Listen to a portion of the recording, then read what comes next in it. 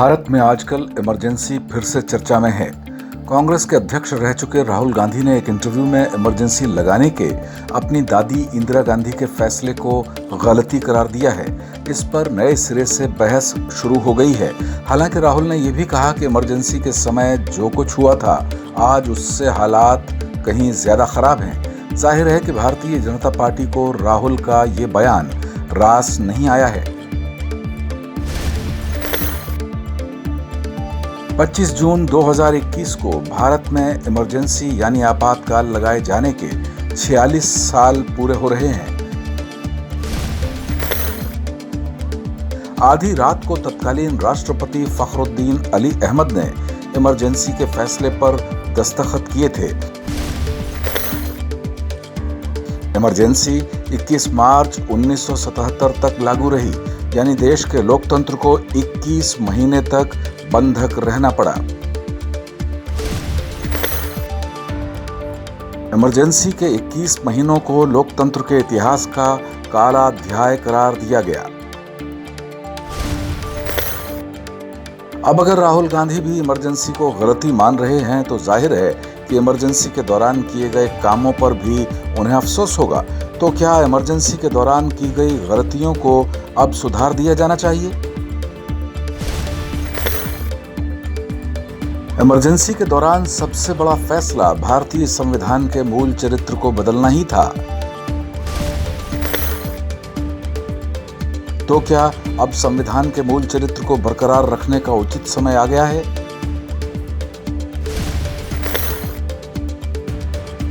संविधान सभा के 299 सदस्यों ने भारत को संप्रभु लोकतांत्रिक गणराज्य घोषित किया था। 11 नवंबर 1976 को इंदिरा गांधी सरकार ने संसद में 42वां संविधान संशोधन पारित कराया। 3 जनवरी 1977 को यह संविधान संशोधन लागू हो गया। 42वें संविधान संशोधन के जरिए प्रस्तावना में सेकुलर और सोशलिस्ट शब्द जोड़े गए। इन शब्दों की कोई परिभाषा या व्याख्या तय नहीं की गई। 42वां संविधान संशोधन लागू होने के साथ ही देश में तुष्टीकरण की राजनीति का उदय हुआ। इसका ही नतीजा है कि आज देश भर में कांग्रेस पार्टी बुरी तरह हाशिए पर सिमट चुकी है। कांग्रेस को अगर मजबूत होकर उभरना है तो उसे तुष्टीकरण जैसी मौका परस्त नीतियों से पल्ला झाड़ना होगा। जरूरत इस बात की भी है कि सेक्युलर जैसे शब्दों का अनुवाद धर्मनिरपेक्ष नहीं किया जाए। सही शब्द है पंथ निरपेक्ष। कांग्रेस को राष्ट्रीयता की पोषक पार्टी के तौर पर भी अपनी छवि नए सिरे से गढ़नी होगी।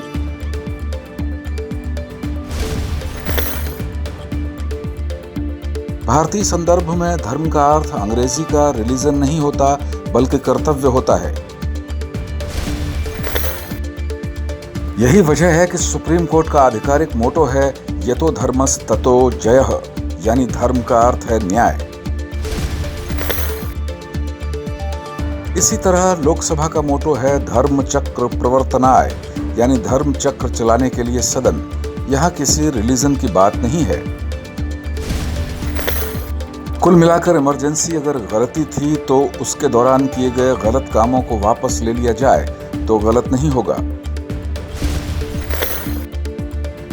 42वें संविधान संशोधन के जरिए सुप्रीम कोर्ट और हाई कोर्ट की शक्तियां कम कर दी गई थीं, जो 1997 में बहाल की गईं।